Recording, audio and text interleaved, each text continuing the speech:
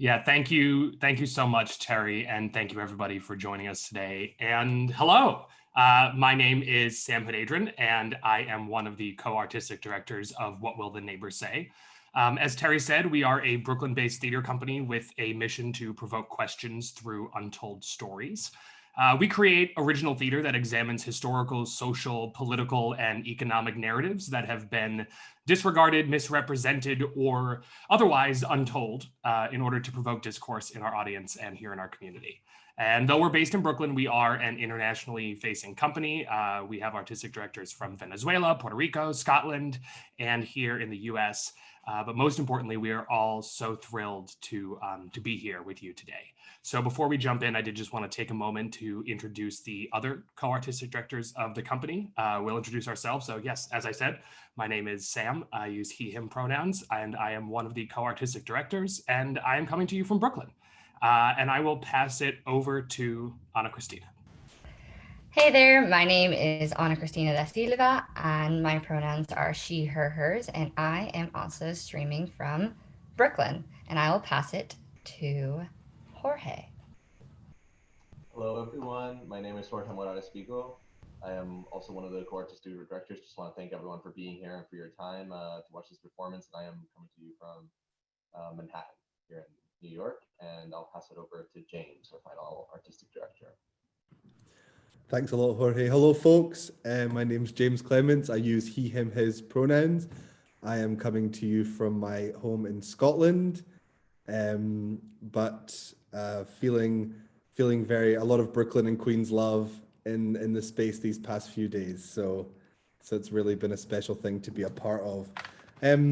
For a little context on the work that we do, and specifically our workshop yesterday, like the whole world, we had to pivot all of our programming online pretty much in March. So we began a project called the Neighborhood Watch Digital Art Series to allow us to provide content for our community and continue connecting with the folks in our neighborhoods. These free weekly events each had a specific topic and structure, and we found the most impactful were guided writing workshops. They gave folks a chance to share their frustrations, devastation, joy, loneliness, confusion with one another, but also with themselves. And when the folks at the city told us about this incredible memorial festival, we felt a guided writing prompt was the most useful thing we could contribute. As Terry said, we hosted a fantastic writing jam yesterday with some folks that are in the Zoom again today, and it's wonderful to see them. And we took that work and kind of ran with it, and it was really a moving, cathartic, and powerful evening. Yeah, and after that workshop, we basically took all the incredible content that we received and turned it into a script. And then we rehearsed it with a couple of actors that are here with us today, some of our favorite actors that we've worked with. And really the whole thing came together in about 4 to 6 hours. So it was like a whirlwind, and there was laughter, tears, there's stress, also relief when we finished it. So it was all packed into a very, very interesting afternoon. But before we get started, we just want to introduce all the performers, just so you know who you're watching today, and just so you can recognize their faces. So I'm just going to go down and name them, and they'll wait from their little Zoom boxes. So in order of appearance in the script, we have Matt Greenberg, we have Yvette Liu, we have Bridget Williamson, Xavier Reyes, Kayla Yee, Gerardo Hernandez, Ana Cristina da Silva, Marnie Ponce, Daria Selikol, James Clements, Jessica Brittany Smith, Pablo Calderon Santiago, Melanie Vasquez Lara, and Alexis Ingram. So just for more information about our wonderful performers and more information about our company, you can check out our program, which is being posted on the chat right now. And yeah, check it out. There's more information about all of us and the work that we do, and bios for all the programs, and also the names of all the wonderful people that attended our workshop yesterday and were generous enough to offer us their stories and their words. So thank you all so much for that, and thank you for being here again. I see some friendly faces in the chat in the Zoom call.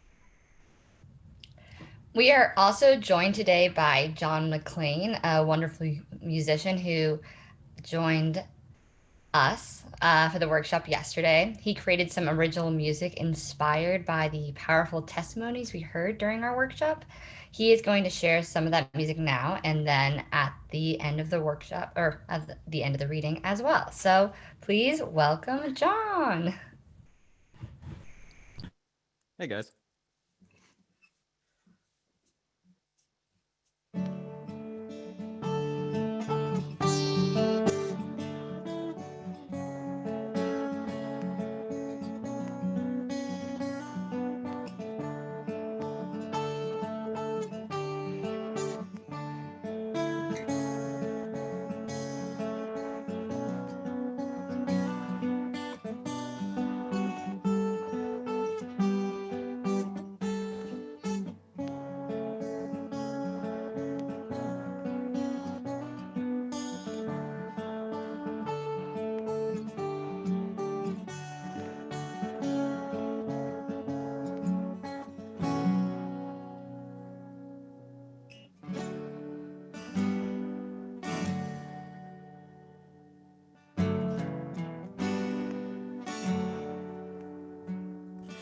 Feel like I'm running in place. Feels like I'm gaining no ground at this pace. My steps turn to hours and hours to days. It feels like I'm running in place. It feels like my good days are gone, but everyone tells me I still look so young. But I struggle to wake up and smile at the sun, so I feel like my good days are gone.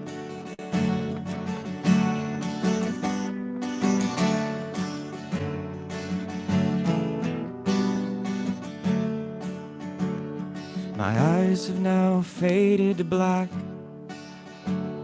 My feet bring me forward when I wish to go back. When nothing sounds better than hitting the sack, I wish I could just fade to black.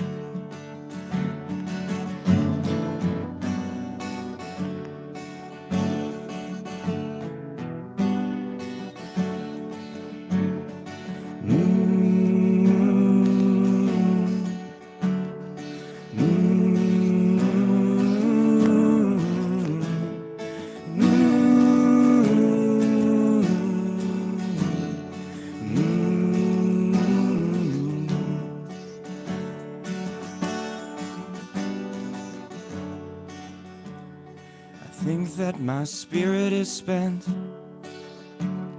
by fighting a current that's currently bent on bending my sorrows to making some sense of how much my spirit is spent.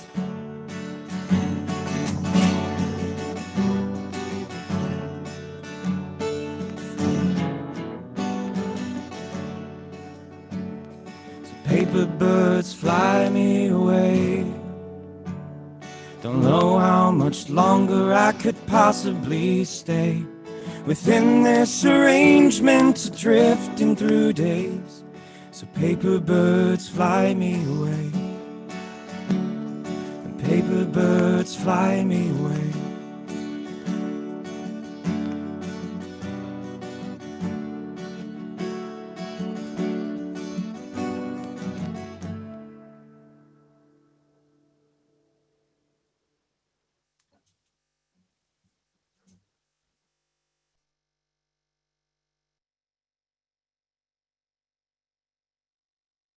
Thank you very much, John. That was beautiful. That was really lovely. And we will hear from John again at the end of the piece, at which point we will attempt to do a massive 72-person Zoom round of applause. So we'll see how that goes. But that leads us now to beginning the work and presenting you with everything that we came up with yesterday. So without further ado, I'm going to hand it over to you, Matt Greenberg. Thank you.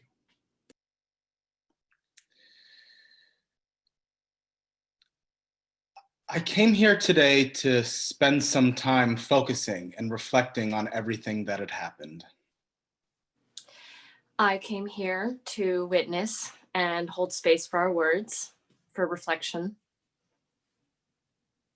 I came here so that I wouldn't continue to bury my thoughts and feelings around losing my grandfather. I came here to be heard and understood, to listen and validate and make real what happened.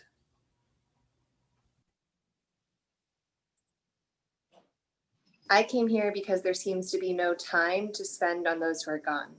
My daily life is pushing me forward. I'm making plans for the future. I think about mundane things like what to eat and which bills to pay. I've had to move on too quickly. I'm missing my grandfather. I miss having to look after him. I'm adjusting to not being able to call him to check up on him. I'm never going to receive another phone call from him. I came here to spend some time thinking about him. I came here to write about it and remember I have felt during this time. Lock it down, get it out, because I know I have to move on. I hope that this would help ensure that I move on in a positive and healthy way. I came here to honor him and his memory. I came here because I long to see him again. I came here because I treasure the moments we shared. I want to focus on the fact that he lived and the fact that he cared for Aida until her dying day. I want to focus on the fact that he loved her so very much that he could not stand living without her. I came here to let him know that we love him. We miss him and we hope that he is at peace and resting. I came here today because I wanted to challenge myself. I tend to sell myself short, but not today. Today I shined bright. Today I was courageous. Today I made myself proud. I'm feeling loved. Anthony C. Dazzo was all about the little things. Before his daughter, Lauren Dazzo Hanley, left the house, he would check her tires and warn her to back out slowly and look for nails. A doting grandfather, Dazzo hid toys in between couch cushions so his youngest grandchild wouldn't put them in her mouth. He'd leave folded up paper towels all over his daughter's house, just in case he needed one. When someone needed a ride, the answer was always yes, even if it meant waiting in the car for hours. Dazzo loved to cook meals for his family, even as he battled with Parkinson's disease, and he insisted on making oatmeal for his grandchildren, his family said. A few months before Dazzo died, his daughter noticed that he started singing Skip to My Lou, including the chorus, Flies in the buttermilk, shoo, shoo, shoo. Dazzo died April 9th at the age of 73. He was the most gentle man I know. Patient, honest, a great cook, said Lauren Dazzo Hanley, Anthony C. Dazzo's daughter. Something that I dearly miss is being busy. I was never really someone who complained about stress or fatigue. I mean, I chose New York. So I loved the challenge of it all. I loved the hustle. I loved the pace. I loved the balancing act. I loved having 20 plates spinning all at once and trying to just keep them all up in the air. I would work between 50 and 70 hours most weeks and never ever really took a 2-day weekend. I traveled constantly. I went to see shows. I went to spin class. I went to my acting class. I hosted dinner parties for friends a couple of times a week, and I went to dinner parties with friends a couple more times per week. I went dancing. I went to bars. I went to gallery openings, museums. I went to concerts. I went to the gym. I went on Hinge dates. Fuck, remember dates? I smoked weed with my roommates. Rewatched Arrested Development. I loved the fullness of my life. Losing that fullness, experiencing the contraction of my life has made me question how much of it was just noise and how much of it actually made me happy. I can't really tell yet. I don't think I'll be able to until we have the chance to live at our fullest again. Then, I hope, I'll try to be intentional about, the things that I bring back into my life. But right now, I just miss it all. I miss the allness of it. I miss being busy. I miss feeling full. For 2.5 years after September 11th, 2001, Arthur Lacker worked to clean up the debris from Ground Zero. In his downtime, he loved socializing with his friends and family, dancing, going to the beach, listening to music, and gardening. Lacker also loved spending time at the beach. He battled lung cancer related to his work in Ground Zero. He was in remission when he died and suffered from other respiratory conditions. He was diagnosed with COVID-19 and died on April 2nd at the age of 73 at NYU Winthrop Hospital. He is survived by his wife, Robin Lacker, his 2 children, Jared and Tara, and his 13-year-old granddaughter, Olivia. He loved disco and the doo-wops. He also loved gardening. He had a good green thumb. He planted trees, flowers, and he took care of it. He just loved that, said Robin Lacker, Arthur Lacker's wife.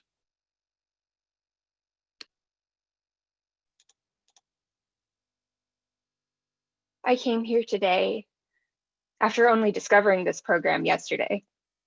I rewarded myself with the gift of this weekend.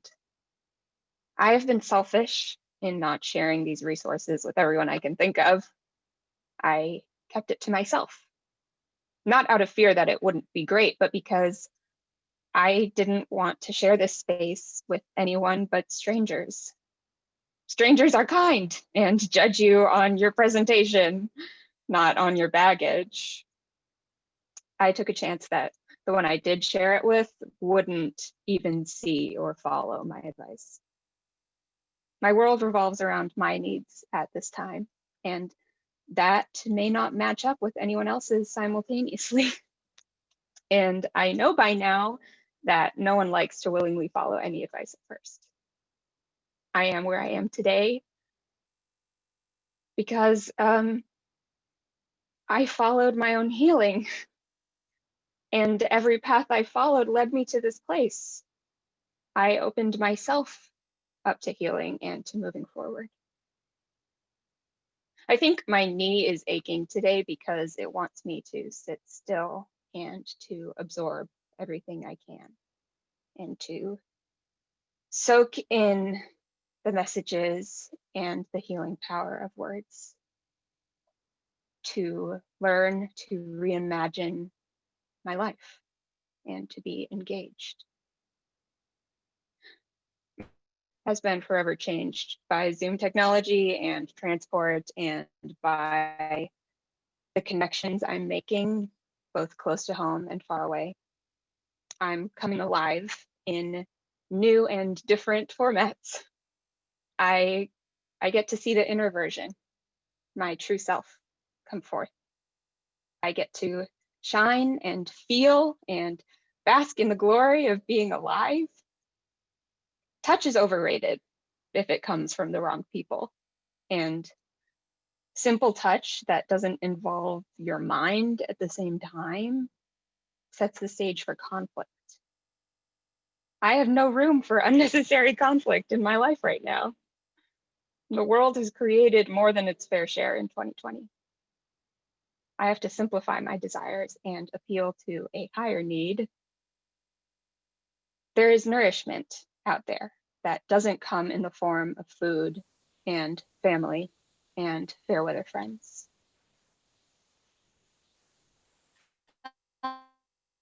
Gomez was born and raised in the Dominican Republic. When she was in her early 20s, Gomez left her children behind and moved to Brooklyn to work in a factory. She would go to the store and it was chicken, chicken, chicken. That was the only word in English that she knew, says daughter Clara Paris with a laugh. In 1972, her kids were able to join her. It was a different world for us to come here, but it was a lot of opportunity, Paris says. Gomez eventually became a home attendant. Her family, which also includes 8 grandchildren and 15 great-grandchildren, remembers her as warm, caring, and ready with a smile. Gomez took pride in the fact that 3 of her 4 children joined the US military. But she also made sure to return to the Dominican Republic every few years. Gomez, who lived at a senior housing facility near Fort Tryon Park, died April 13th at St. Joseph's Medical Center in Yonkers. She loved this country, and she also loved her country, said Clara Paris, Elsa Gomez's daughter. Dear Claire, today is March 8th, and you are celebrating your parents' birthdays early as best you can with your brother. Kiss them goodbye tonight, as tomorrow will be irrevocably changed. Your life will change in ways you can't imagine. The panacea of death and loss and anger will surround you such that you are dizzy from reeling. You won't be able to fathom the people who will be lost to this disease and how they touched your life. They will be erased from the landscape of your knowing whether they have died or not. They will go missing. You will not want to join the club with others who share your story of loss, displacement, and lack of control. You will want to somehow be different. But then it is hard not to be grateful to know that your mother was released early and did not have to struggle with unspeakable indignities. Not all will be revealed to you at once, for that would be unbearable. Little by little, it will dawn on you that your life as you knew it will cease to exist. But that is how I wish it to be unveiled, so that you can create new pathways, new coping skills, new structures to a more solitary life, but in many ways a more rewarding one. Your strength, patience, and tolerance will be tested in ways you cannot begin to know, but you will rise to the occasions, as you have no alternative.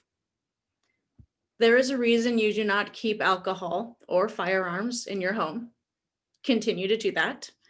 It has served you well up until now, and it will serve you well going forward. Abstinence has the same virtues as the dearth of feeling you are about to experience. Wearing a sack of cloth once a millennium is not without merit. Thank God, one of the first pieces offered up to you was a Quaker anarchist guide to a pandemic. Your inner strength and intrinsic value will be remolded, but never removed. With love.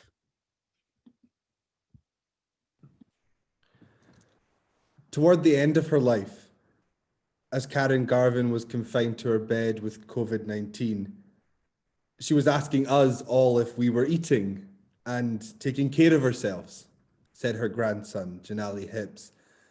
Garvin was raised in Baltimore and moved to Brooklyn when she was 23 years old. There, and later in the Bronx, she raised 2 children. Outside the home, everyone called her Miss Karen and Miss G as a sign of respect, said her colleague, Rachel Sherrow.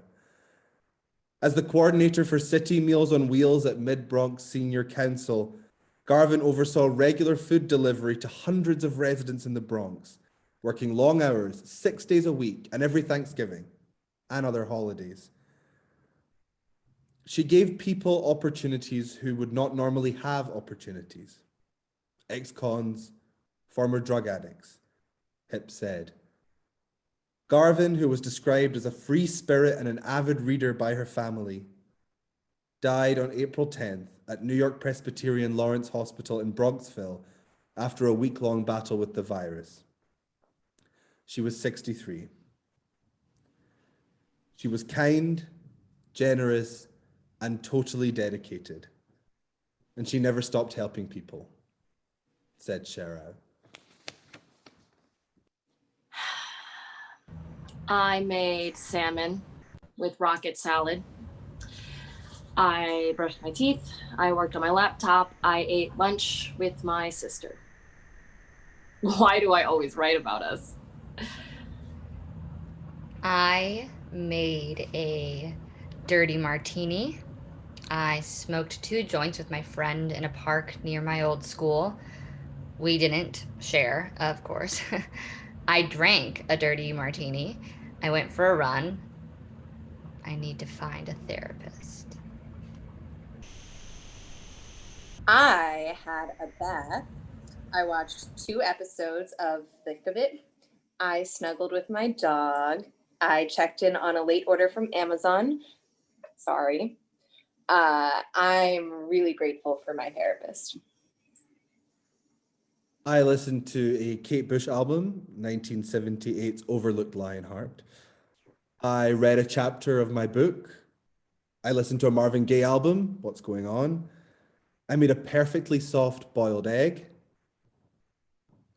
I love that we can be weak together. I stretched my body.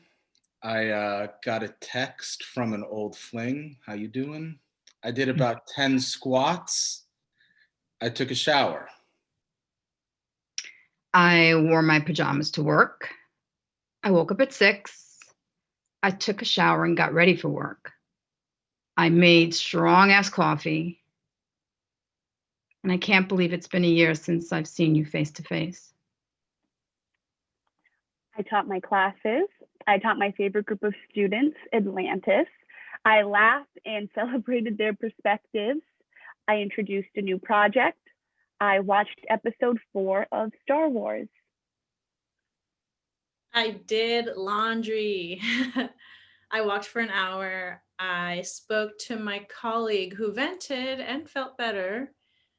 I worked legs at the gym. I FaceTime with Christian.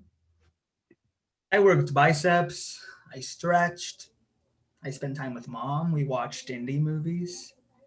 I came home, ate dinner. Oh, I cut my nails. I checked emails and sent responses. I got ready for bed.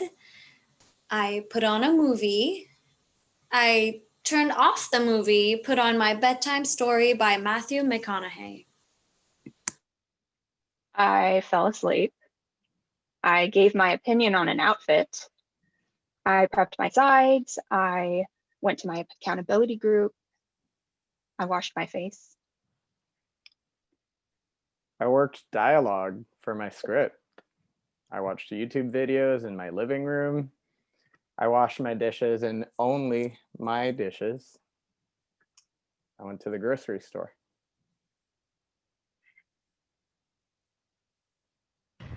I forgot to buy yogurt. I took a shower. I had a salad for lunch. I told my partner I love him.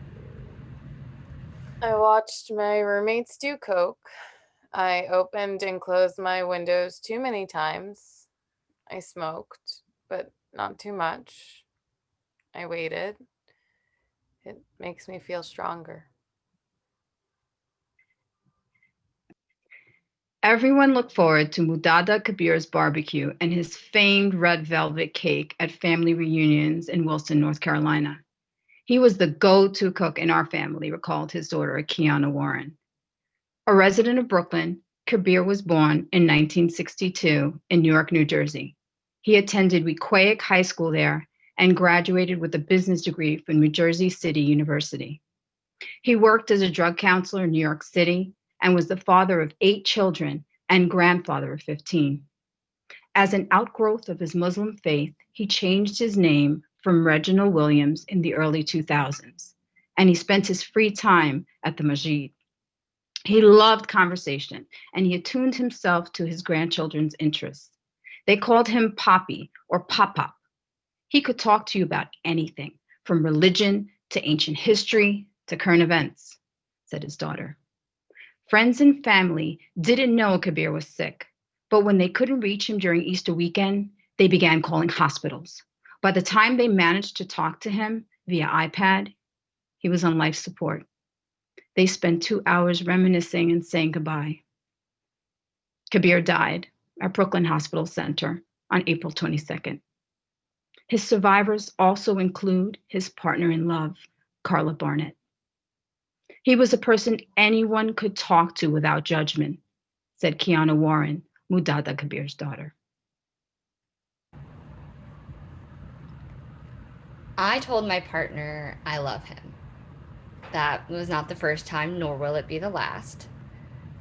But the words have never felt particularly comfortable in my mouth. I love you feels foreign, when I say them at least, to anyone. But I say them nonetheless because I agree with the sentiment. I do love him, and many other people in my life. I wonder if the words will ever feel comfortable in my mouth, and I wonder if it matters that they don't.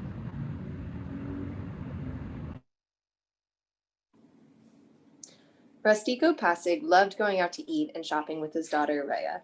They weren't everything buddies, her daughter said. Pasig, who died March 26th at Long Island Jewish Medical Center at the age of 66, was a father of 4 who emigrated from the Philippines more than 30 years ago, first living in California and then New York. He studied nursing in the Philippines and dedicated his career to caring for elderly patients at a nursing home in Rego Park, Queens. I will always remember his jokes, kindness, care, and being my constant ally. He was a man of few words, and you would always be seeing him smiling. That's how people would remember him. He will be deeply missed, said Rhea Pasig, Rustico Pasig's daughter. Dear B, get ready. Prepare yourself because everything is about to change and shit is going to hit the fan. You're nearing a transition period in your life. You've just turned 22, you're almost done with university, and I'm sure you have all of your post-grad career plans and ambitions lined up. You're looking forward to finishing your final year of school, getting your degree, walking that graduation stage with your friends, starting a new job, and moving on to the next chapter of your life. Love, I want you to know that you need to allow yourself to let go. You have these expectations of particular things that are supposed to mark this ending of that chapter of your life, but those things will be disrupted. Sometimes life doesn't always go as planned, and we can't keep holding on to the things and ideas of how we wish things could have gone differently. That just makes it more painful. Sometimes we never get closure. You need acceptance. B, I want you to be very, very gentle and compassionate with yourself. The next few months will be terribly difficult and traumatic. You shouldn't put so much pressure on yourself to continue to perform at the levels of productivity that capitalism demands. Take care of yourself. Allow yourself to rest, feel, grieve. Give yourself some love. You'll get through this. With love.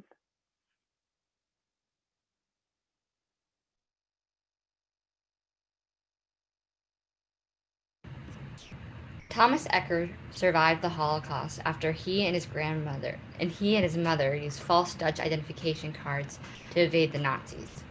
His father was deported to Auschwitz concentration camp, where he survived. After Ecker was drafted into the Soviet army, he escaped on foot through the Austrian Alps, arriving in Istanbul where he married his childhood friend, Edith. In 1957, the couple immigrated to the United States, settling in Queens, where they had 3 children. Thomas and Edith Ecker, who died of COVID-19 9 days apart, were central figures in the Bayside community, according to their son, Bob Ecker. Thomas Ecker died at home on April 26th at the age of 89. My mom and dad had a true love story. They were married for 68 years, and my dad caught COVID while taking care of my mom at her assisted living facility, said Bob Ecker, Thomas Ecker's son.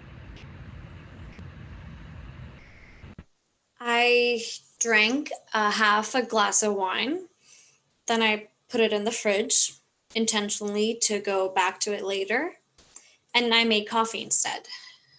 This was around 5, but by the time I sat down to drink it, the sky was dark.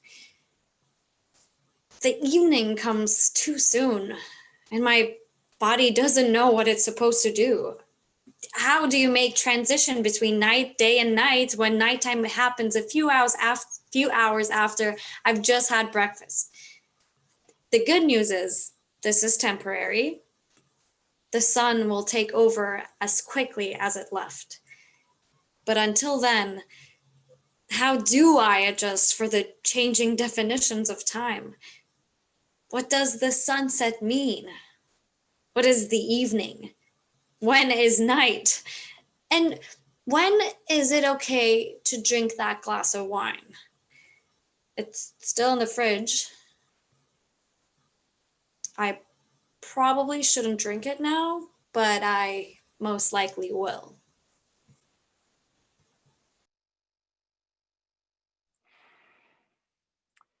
For more than 30 years, Emilia Sosa woke up at 4 a.m. almost every day to drive a taxi for Prestige car services in the Bronx.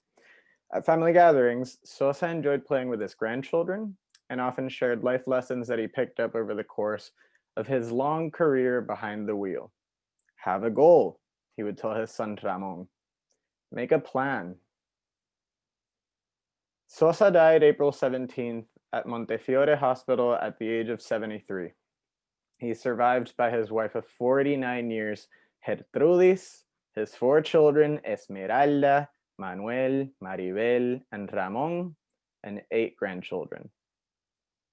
He always said all the time that it's very important to be patient, but the good in being patient is not in waiting, but in having a good attitude while waiting, said Ramon Sosa, Emilio Sosa's son.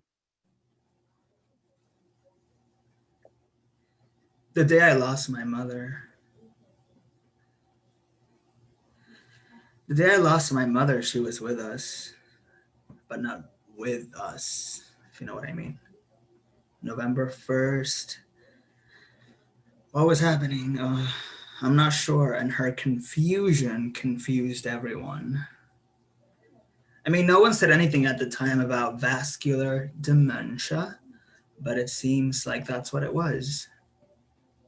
Of course it was. So much swirling through my head. It feels like things whirling and swirling, and then a memory sticks to my brain, like a movie. I mean, how many times did she call me and say that she was scared, that she didn't know where she was, and that she just wanted to go home? How many times? I mean, how long did she sit alone, scared, before she knew she could pick up the phone? It's just that, how long? It's just so long. I hold you now so soft and snuggly. I had a thought once to get a little recorder of your voice saying I love you, so that I can hear your voice, so my children can hear your voice. And this teddy bear that was given to you, I imagine that you are with me as I hold this bear.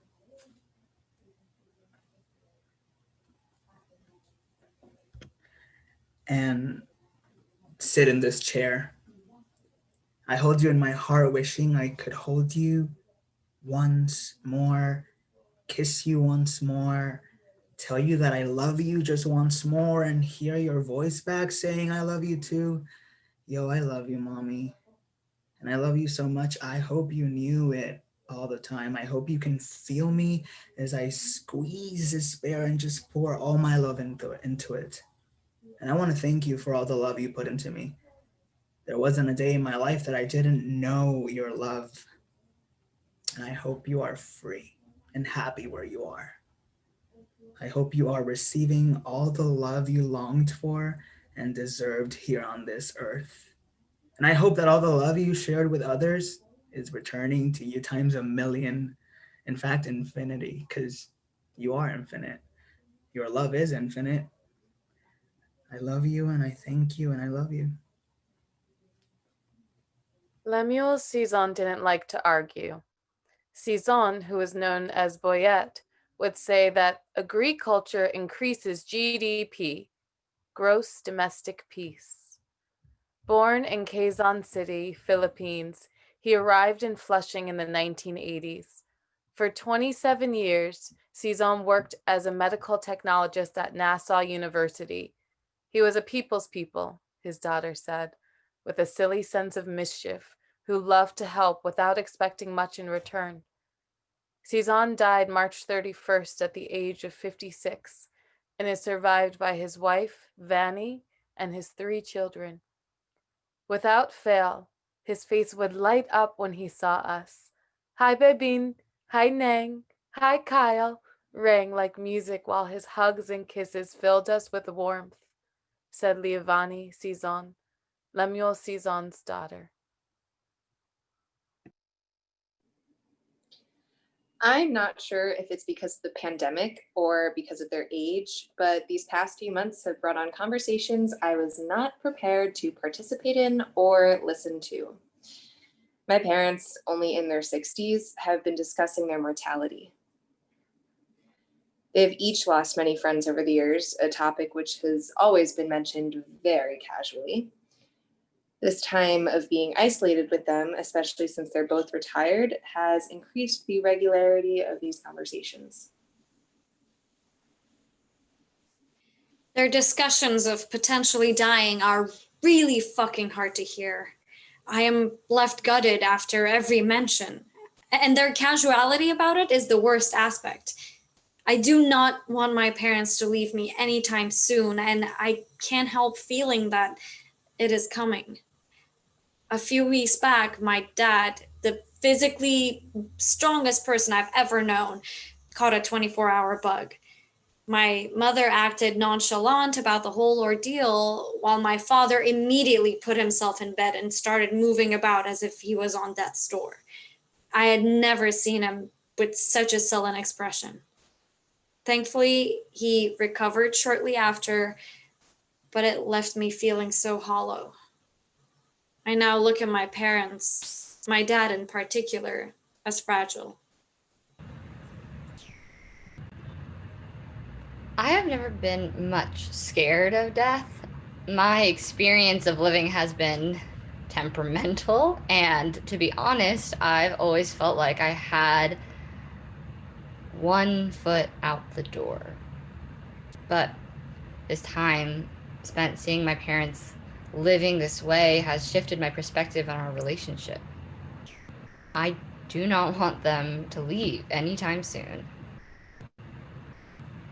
I do not know if they feel the same.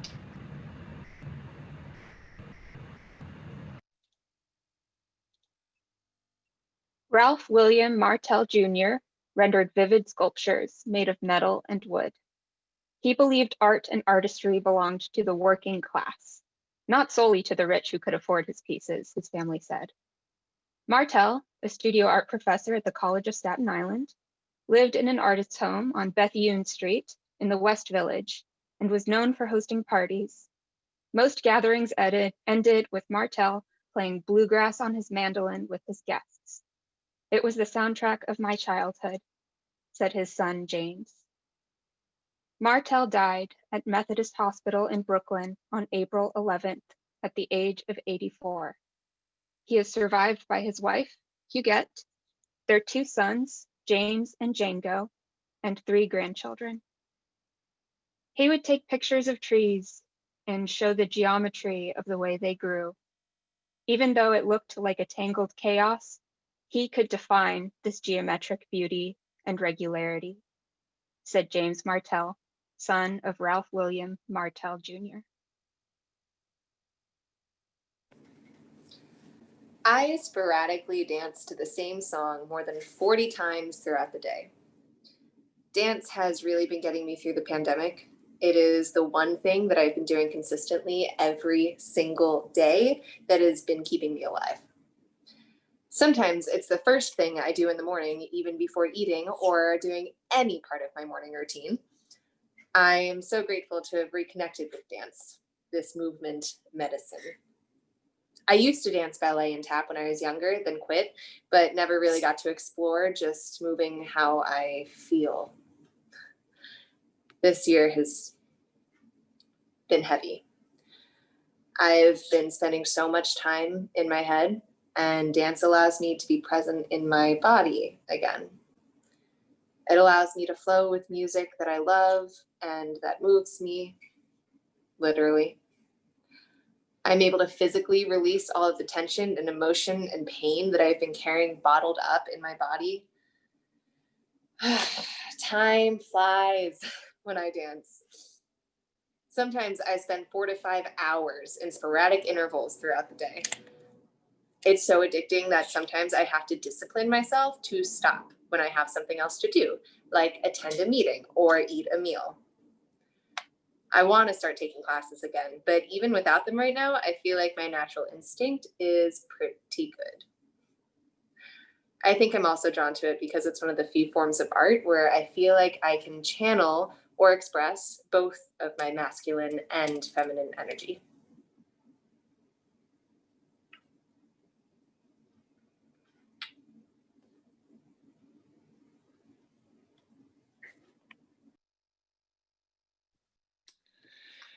Antonio Reynoso could often be found in her garden in the Bronx. After she died on April 17th, the spring flowers she planted blossomed beautifully, said her daughter Miralba. Reynoso, who died at the age of 81, was a devoted grandmother and great-grandmother. At the start of each day, Reynoso made her usual rounds, calling each of her 5 children to say good morning and see that they have arrived at work safely. She was a constant and steady presence in her family members' lives, they said, reminding them to eat healthy and not to worry so much. She was the strongest she could be during her last moments, as she was always when she was with us, said Miralba Reynoso, Antonio Reynoso's daughter. Cash pots. There are 2, white, green, and gold, perfectly perched on the piano. They have always been a pair. I cannot imagine them existing on their own. They once lived where you lived, and I'm not sure you ever really noticed them. How could you really notice they were on the mantle in the guest room and you were never a guest in your family home? The cash pots are vessels for life to grow, to protect the frailty of a new blossom. The decorative hand-painted bouquets are all green, and there is so much detail on every leaf and stem. No other color. The flowers are also painted green, like new buds. They found you under the tallest elm in Prospect Park on the most perfect spring day, when everything was still in bud. No color. It was evident that you could not breathe or had already taken your last breath. There was no vessel to protect you when you fell. I wasn't there. You were the one full of life. When I am in the park, I see your tree, the one that provided your porcelain skin shade until they found you. The tree has been there forever. Its roots, just like the feet of the cash pots, are so firmly attached to the earth that it will never fall. It will continue to weather the storms, the seasons, the pandemics, the suffering, until it is time to bud again and provide shade for the ones who need it the most. Life will go on. We were a pair, white, green, and gold. Dear Dad, I really miss you so much. And I just want you to know that I really miss you and that I've never forgotten you and I'll never forget you. I promise.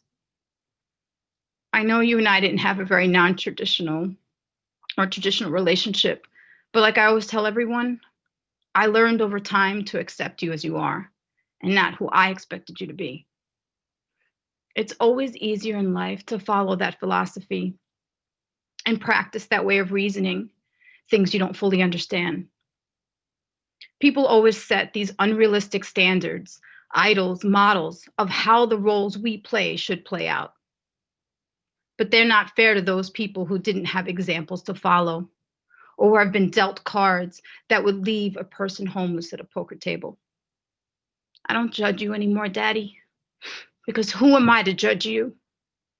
I'm equally flawed, and I still have so much to learn about how to be a mother, a daughter, a friend, a human being.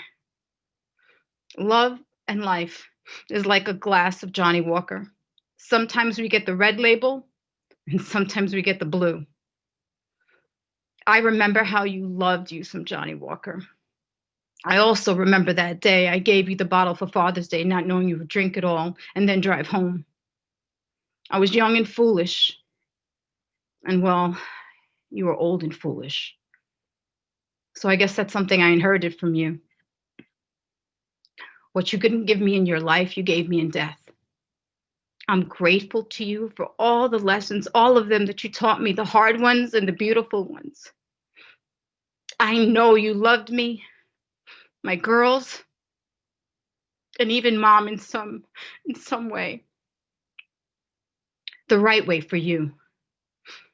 Maybe I inherited that as well. But I understand that while you will never be that Leave It to Beaver father, you're the only father you knew how to be. My father. Me.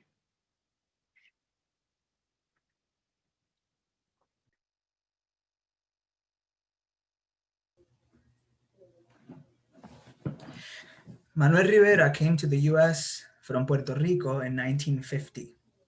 He became a fixture of East Harlem, running a bodega on 102nd and Lexington Avenue for 15 years. One of the happiest days of Rivera's career happened in 1972, according to his daughter Sandra Rivera, when a pianist and a band leader, Eddie Palmieri, performed in Central Park. Rivera hustled to serve dozens of people crowding the street and his bodega while listening to salsa music. Rivera was humble, his daughter said, and liked helping others and playing dominos in his downtime. He died April 13th at Harlem Hospital at the age of 88. He was a very generous person. Instead of getting angry, there was always this part of him that reacted with love, said Sandra Rivera, daughter of Manuel Rivera.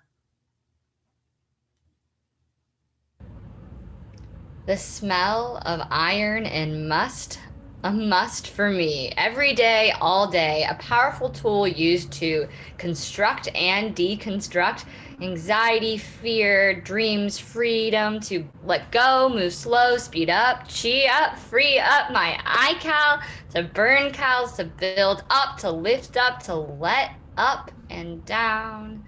Slowly feel the burn, the work I put in and take out. Just what I need. Free to be me. Free to sleep, free to eat, free to dream, free to breathe in and out. Release.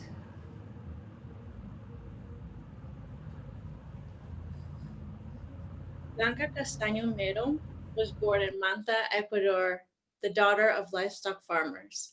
At 19, she immigrated to the US, paving the way for her immediate family, who would later follow.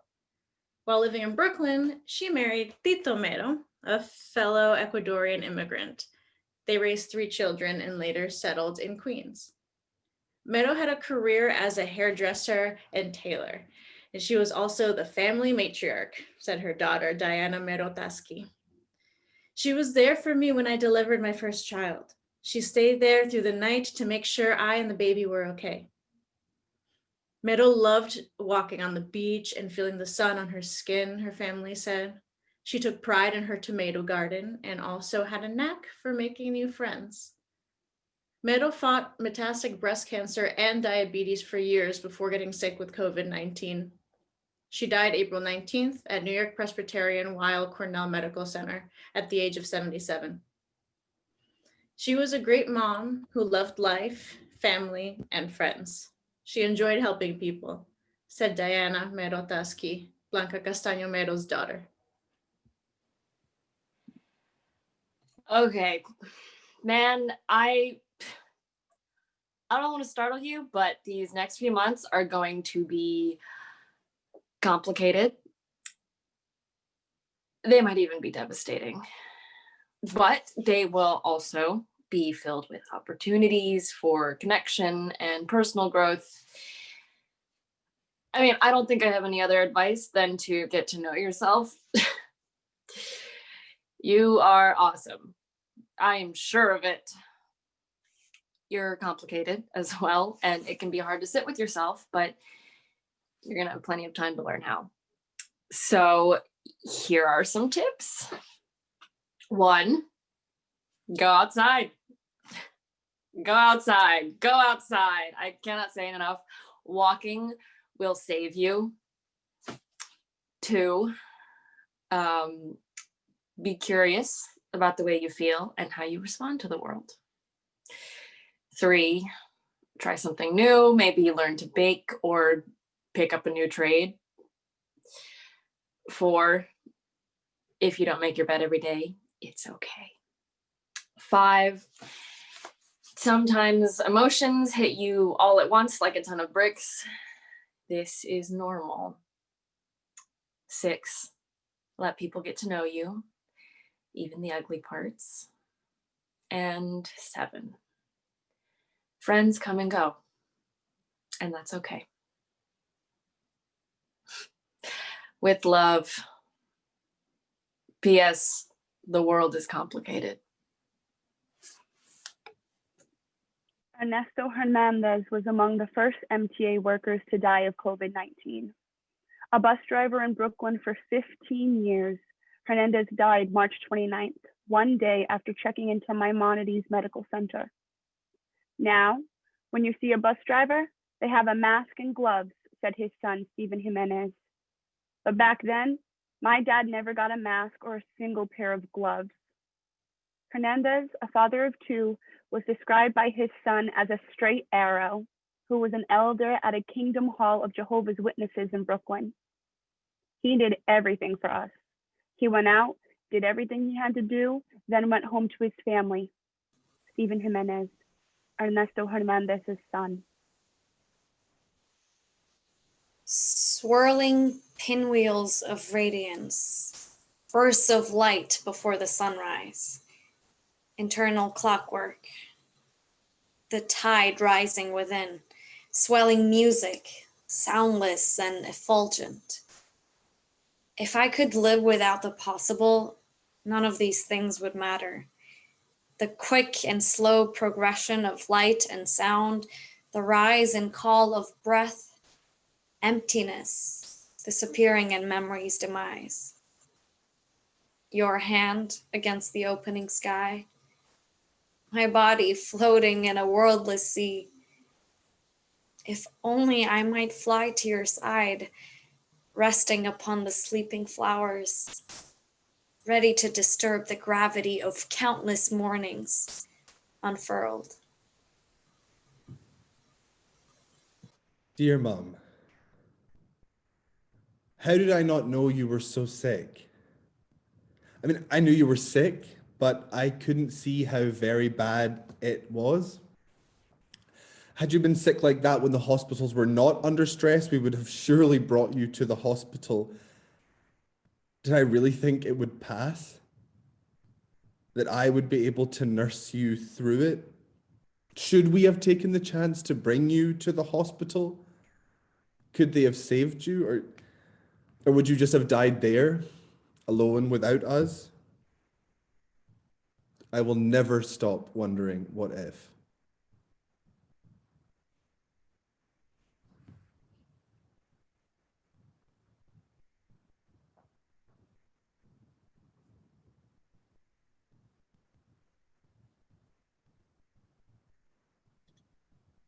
It wasn't until moments before you left this world that I could even begin to see how sick you really were and that you were in fact dying.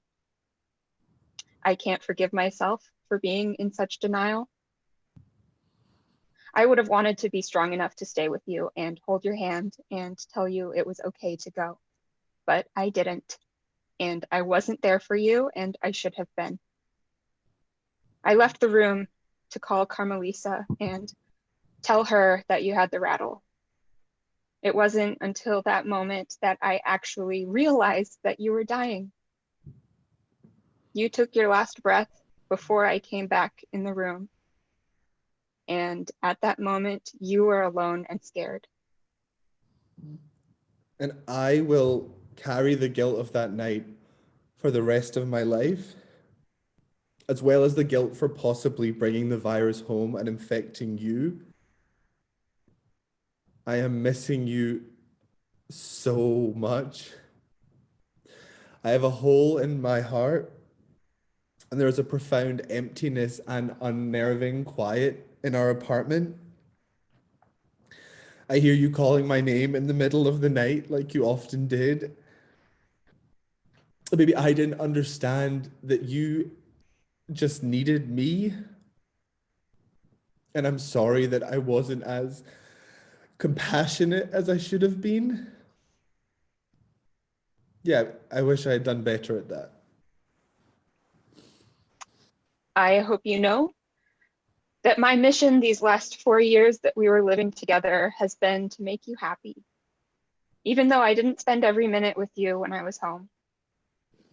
I hope you understand how busy and stressed I was, and I just wanted to rest when I got home. I hope you know that when you fought and when I yelled at you, it was almost always because you didn't listen when I told you to do the things that were good for you. You have to admit, you could be a big pain in the ass. Maybe you can see that now. But you were not supposed to leave me. Not now. I could not have been less prepared to lose you. I thought you would be here for almost forever. I mean, even though you were getting older and your body was getting more tired, you still had the get up and go when it suited you, and you were not in the shadow of death, not by a long shot. You had years left in you. Time to see your grandchildren get married, time to see your great-grandchildren again and again. What do I do now? Should I stay in this apartment? Will it ever be a happy place for me? Always seeing your empty room? This apartment was for you. It was perfect for you and me together. Will it always be painful if I stay? Or will it be comforting? Sweetly nostalgic? And will you somehow always be near? And your presence felt?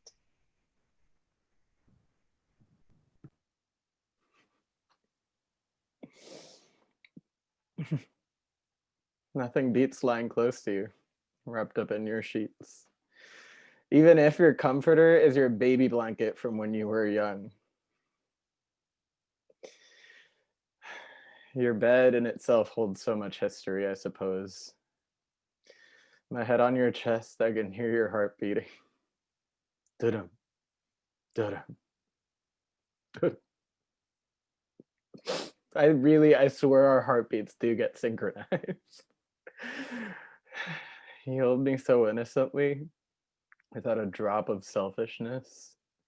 See, this is the kind of intimacy that I crave constantly. Being held and loved by you is such a gift. The way you ease my racing mind like no one else. This is why my mom insisted I bring you to all of my college auditions. See, I have exactly 0 chill, and you have all the carelessness one could ever need. I admire that. Your ability to say, fuck it. You just simply are. And lying here with you, I feel like we simply are. United. The togetherness holds us.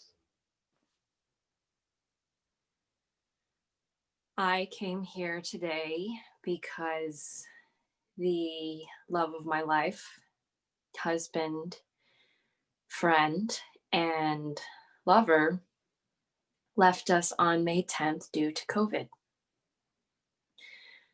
leaving us and our new granddaughter, Alicia Valentina Pepinella, at only 12 days old. We waited 12 years for her. The positive is that Tony was able to see her on FaceTime and on Skylight. it still seems impossible that you aren't here sharing the joy that she gives us. But I'm sure you're watching from up there. Enjoy every minute. And also thank God that we were able to take care of you the last 5 days of your life. I love you.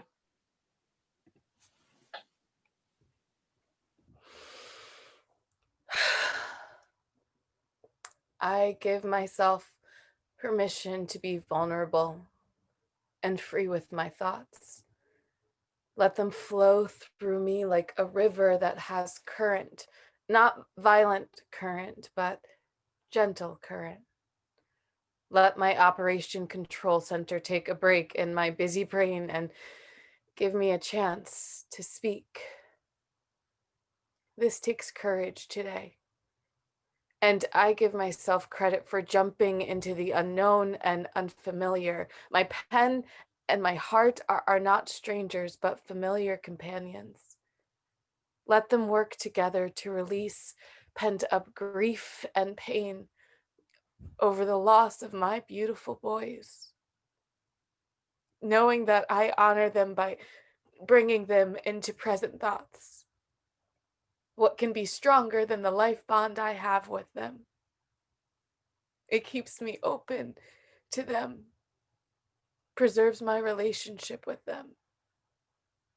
The colors are muted and real, like life, not brightly colored as the time.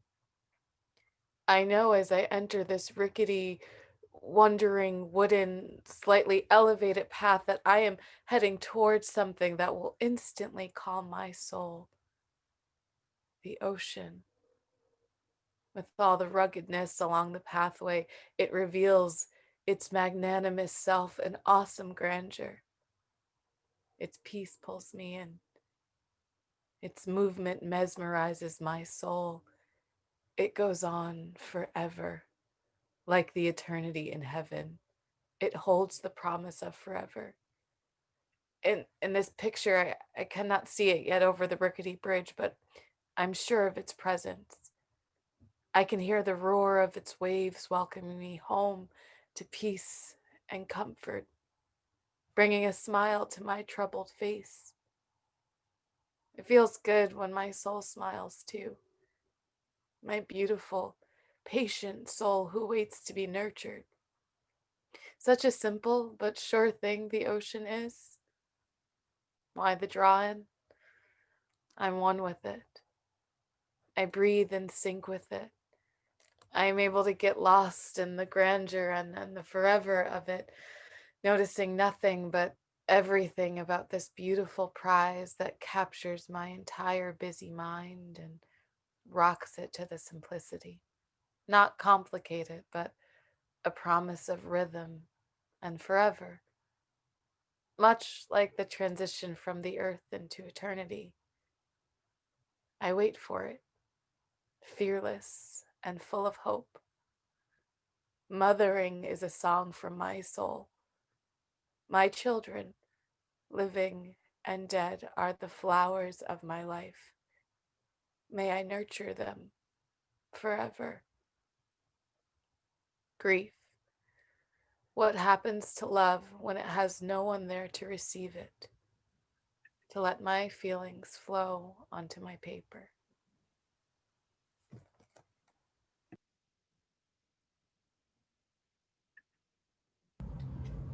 I came here today to heal and to feel. I came here today to be part of love. I came here today to be a part of community, collective healing during collective trauma. I came here today to find some peace and release. I came here today to safely be with others in a safe container during these uncertain times. I came here today to honor my mom, her life, her memory, and her legacy. I came here today to break family cycles and patterns. To be able to process trauma in a healthy way and to grieve. to learn how to be present for others during our process, hoping to be a set of kind eyes across the screen. A warm face, a part of this happy, sad place. I came here today to hear my story in someone else's voice. To hold and to be held like no time before, because this is like no type of time before. Gracias, gracias, gracias. Thank you.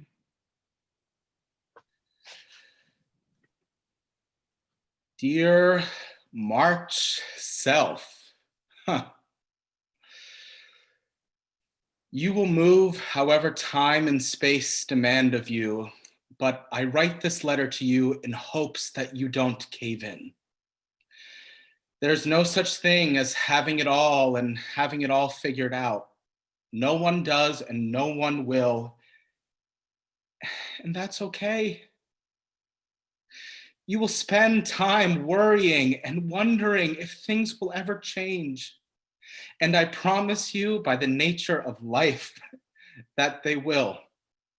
But by the nature of your will, you get to decide how much. You must learn that moments are simply that, and it is you that gets to wield the power and significance of its trajectory. You will feel like you failed, like you failed a lot. You will start some things and abandon others. None of this makes you bad. None of this makes you stupid. It just makes you human. So what if you didn't get that job and none of your music was released? This year was not what you wanted it to be, but the thing is, and the most important thing is, you get to continue when so many don't. You get to define yourself, to try with every new day. You get to start again and start again and again and again with every new day given. You get to start again. So aim to remember that. Be gentle and be kind to yourself. And get moving, mister. You've got some light and some love to share. And yes, that's enough. With love.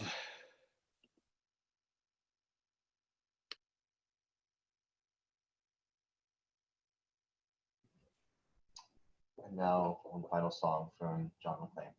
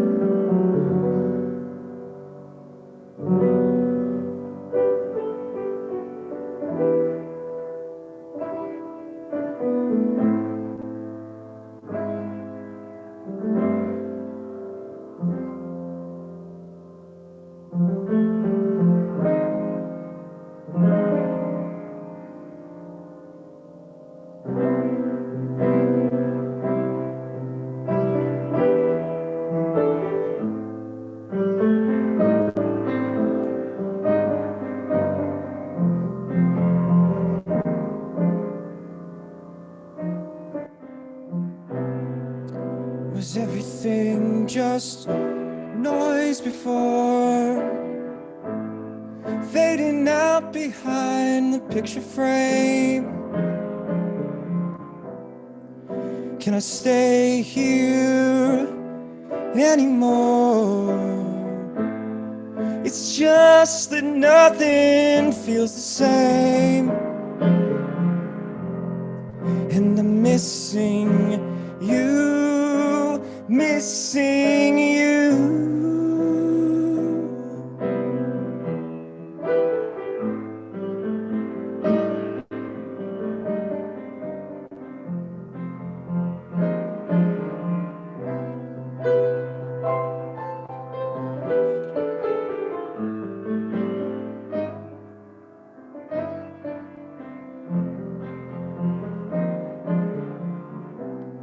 I hear my story in another's voice. I see myself in someone else's eyes. We're growing lonelier, but not by choice. It's never been this hard to pass the time, and I'm missing you, just missing you.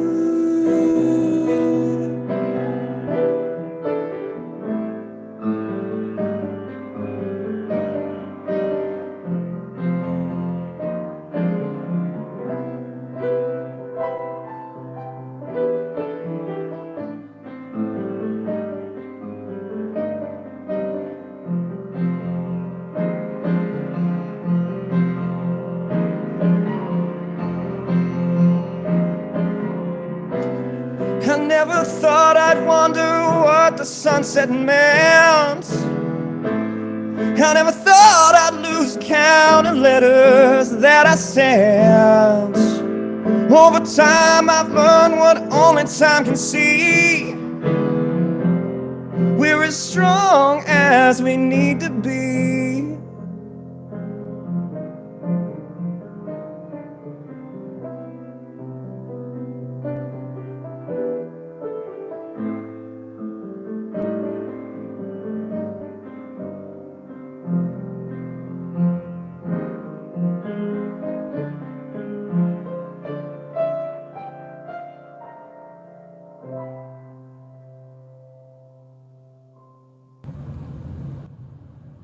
That was so beautiful, John. Thank you for closing out the piece in the only way we know how, with some beautiful piano. So thank you again also to all of our performers. Thank you so much. And to all of you for sharing your incredible writing with us during the workshop this weekend. And these writings were really the beating heart of this project, and we could not thank you enough for being willing, able, and courageous enough to share your written words with us. Yeah, this truly was a piece meant for the community, of the community, and by the community. And we could not have been more honored to be a part of this. And I know for one that everyone on our team certainly feels the same way.